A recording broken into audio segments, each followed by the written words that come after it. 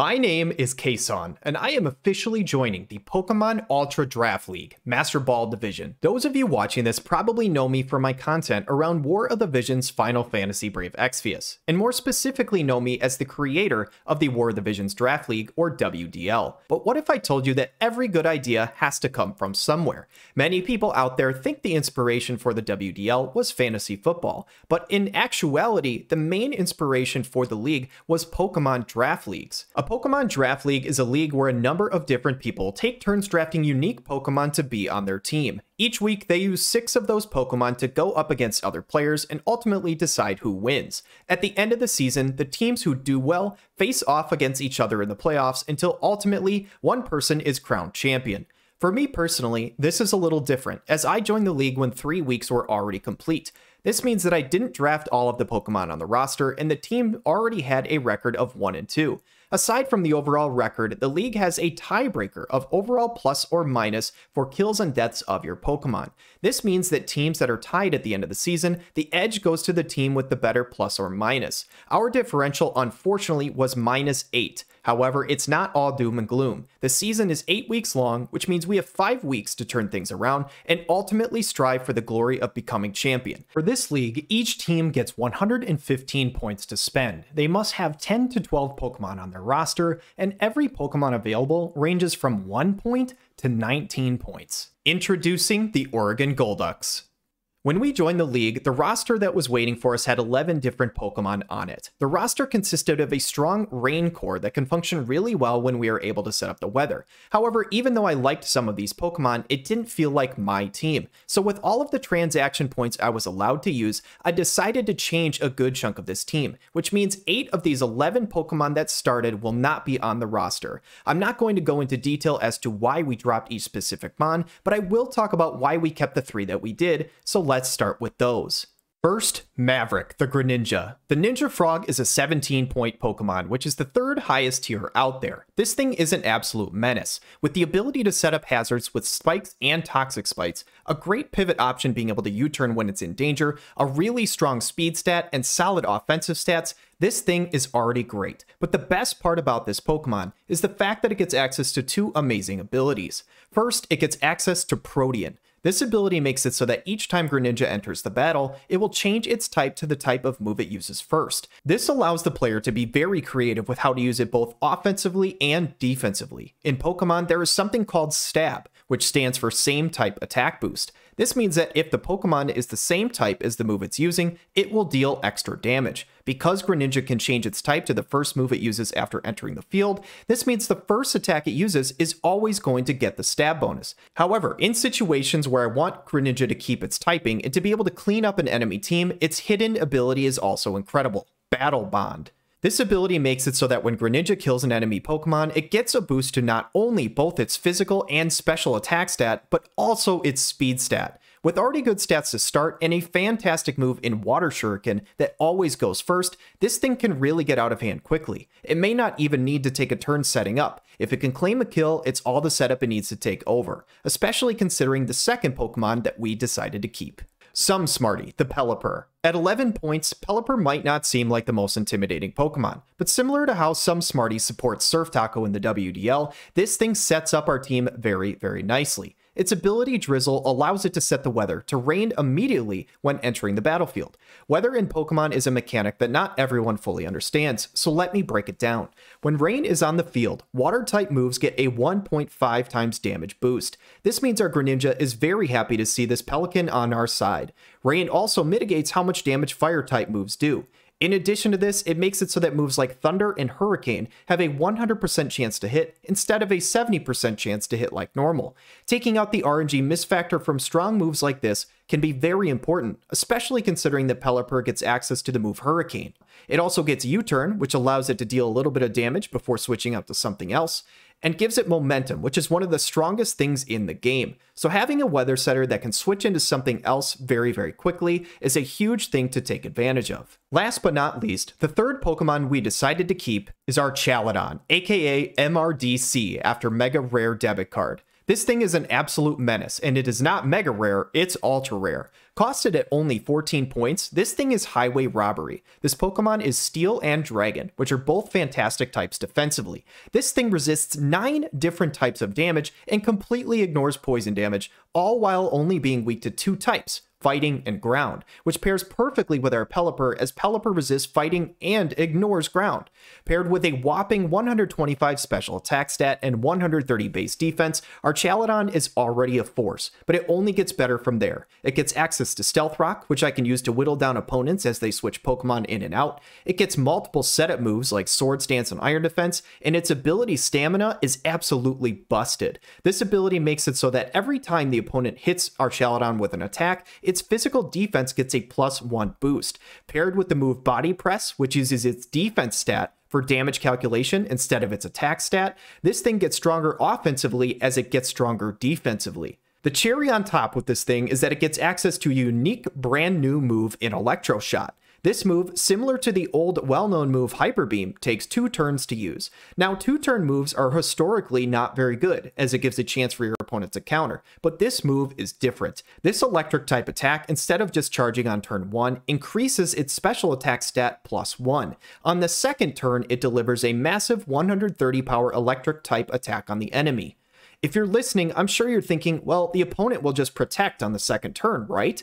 Well, the Pelipper we grabbed earlier makes this move insane. If Rain is on the battlefield, this move, instead of taking 2 turns, only takes 1. That means in a single turn, our Chaladon can give itself a +1 special attack boost before unleashing massive damage. Each one he uses continues to boost himself even further. Considering this thing has massive bulk, it can be really hard to remove and can get out of hand very quickly if the opponent doesn't have a good answer for it. Having kept these 3 Pokemon from the original team, it's time to build out the rest of our roster. Now, obviously, many Pokemon are already on other teams, so many options of who we could choose to pick up are gone. But in my opinion, there was still a number of strong options out there to add, so let's dive into what we chose. I love having a Rain strategy on the team, but I'm not always going to want to bring that. I want Rain to be a cherry on top rather than the only strategy this team has, which leads me to my next Pokemon, Turambar, our Ceruledge. Ceruledge is a fantastic Pokemon introduced in Scarlet and Violet. With its Ghost and Fire typing, it pairs extremely well with Greninja.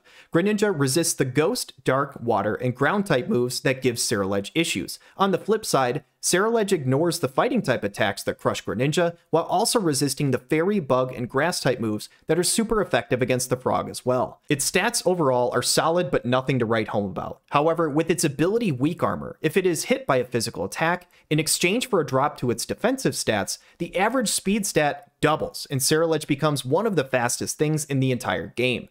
With access to the move Sword Stance that gives it a +2 boost to its attack stat, and a good move pool with access to Poltergeist, Shadow Sneak, Psycho Cut, Solar Blade, and its unique move Bitter Blade, this thing can easily sweep an enemy team if it gets a good position. For our next Pokemon, I wanted something more supportive, something that could assist with making sure Ceruledge and Greninja can take over with their elite speed. Noticing I also didn't have a Ghost Resist on my team, I decided to pick up Numero 80, the Indeedee. Indeedee, costing only 7 points and being completely immune to Ghost-type attacks, brings a lot to the table. With access to the moves Reflect and Light Screen, which can help mitigate damage by 50% from the opposing team, it already has value. But similar to Pelipper, its biggest thing that supports the team is its ability, Psychic Surge. In Pokemon, there are 2 different things that affect battles simply by existing. One, which we mentioned earlier, is weather. Weather can be in the form of rain, sun, sand, and snow. The other, which I have not mentioned yet, is terrain. The 4 terrains are grassy terrain, misty terrain, electric terrain, and psychic terrain.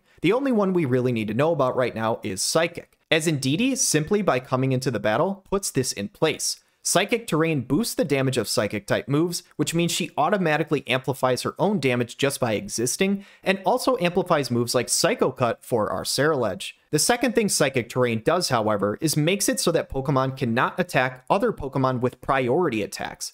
Priority attacks are moves that bend the rules a bit in terms of who gets to act first. For example, if a level 1 Rattata uses Quick Attack, even though its speed is very low normally, it would actually go first before a level 100 Jolteon using Thunderbolt. Psychic Terrain is a great tool to help our speedy Pokemon, such as Greninja or our Weak Armor Ceruledge, truly be the fastest things on the field, even when the opponent has moves that would otherwise cut in line.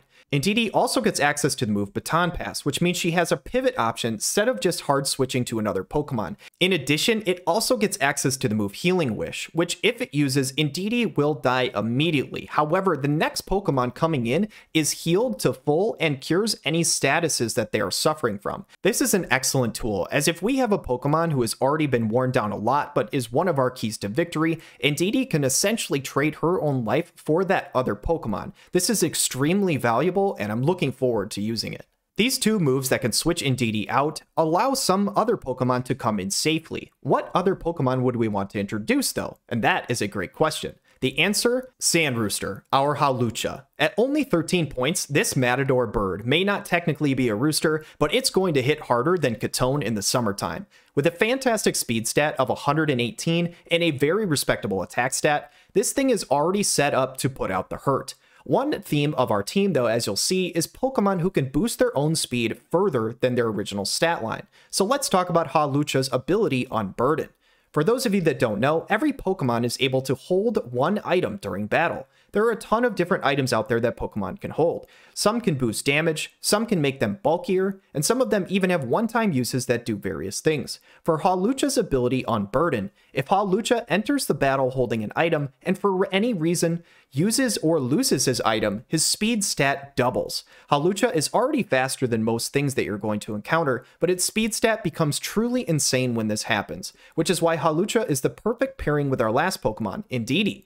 One item that Hawlucha can hold is called the Psychic Seed. When a Pokemon holds this item and enters the battle when Psychic terrain is on the field, the Pokemon then uses the item and gives itself a +1 special defense boost. This makes it so that Hawlucha is bulkier versus special attacks, while also proccing its Unburdened ability. On top of that, Hawlucha gets access to the move Acrobatics, a 100% accurate move that normally is only a middling 55 base power. However, if the Pokemon is not holding an item, the move becomes 110 base power. Paired alongside the incredibly strong fighting type move Close Combat and having access to Swords Dance to boost his attack, this is another massive threat that our opponent always has to be worried about. Even though this Pokemon is known to be offensive, it also gets access to a couple of awesome support options, with Taunt, which forces the opposing Pokemon to only use attacking moves, Defog, which can remove things like Light Screen, Reflect, Stealth Rock, Spikes, and also it gets U-Turn for momentum. This thing is an absolute beast, and the synergy between Hawlucha and Indeedee is off the charts. I expect this bird to go crazy this season.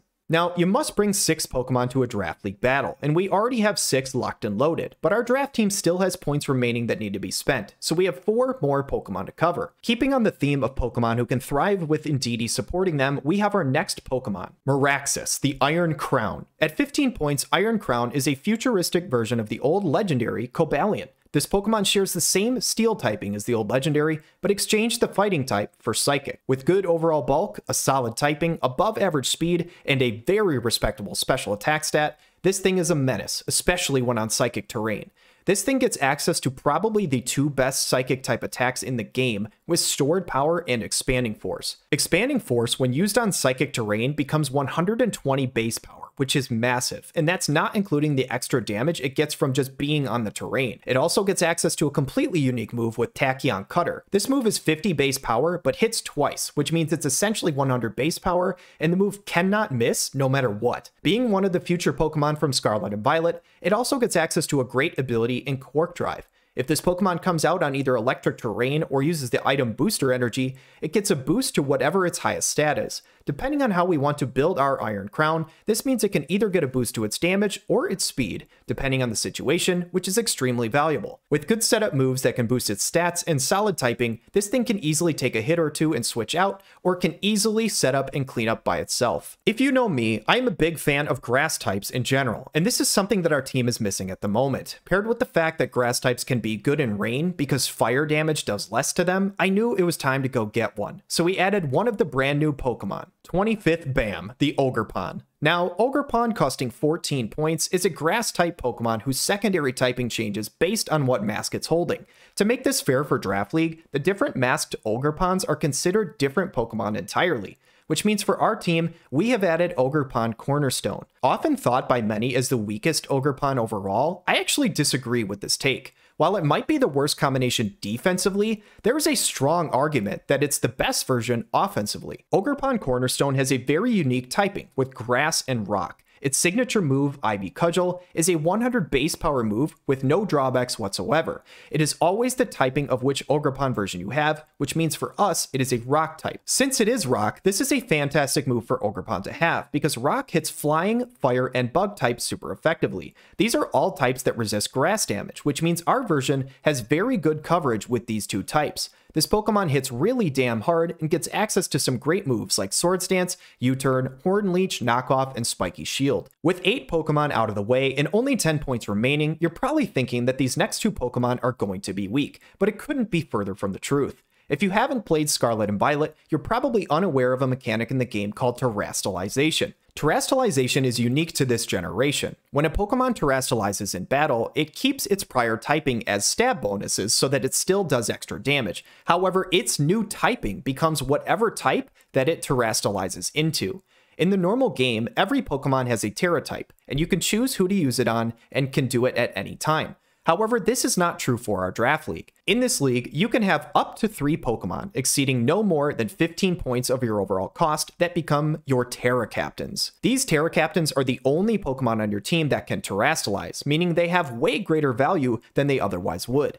Each Terra Captain can have 3 different Terra types to choose from throughout the season, with one of them being brought to the actual battle. The 3 types must consist of one of the Pokemon's original types, which means something like Charizard would have to have one type that's either fire or flying, but can choose from any other type for the other 2. So your Terra Charizard could be Terra Fire, Steel, and Fairy. Opponents will know what the 3 options that you're holding are, but don't know which option was actually brought into the fight until that Pokemon terastallizes. With all that information out of the way, let's dive into our final 2 Pokemon, our Terra Captains. First, costing 7 of our remaining 10 points, we have Ram 9, our Glastrier. This Ice-type horse is insanely good. Being a huge fan of Ice units in War of the Visions and being our Season 2 WDL champion, I felt it was only appropriate to name one of our Terra Captains after Ram 9. This thing is technically a legendary Pokemon, so the fact that it's only 7 points just boggles my mind. This thing really only has 2 weaknesses. First, its speed stat is very, very low, being only 30. And the second weakness is its typing, as Ice is very good offensively, but it's the worst in the game defensively.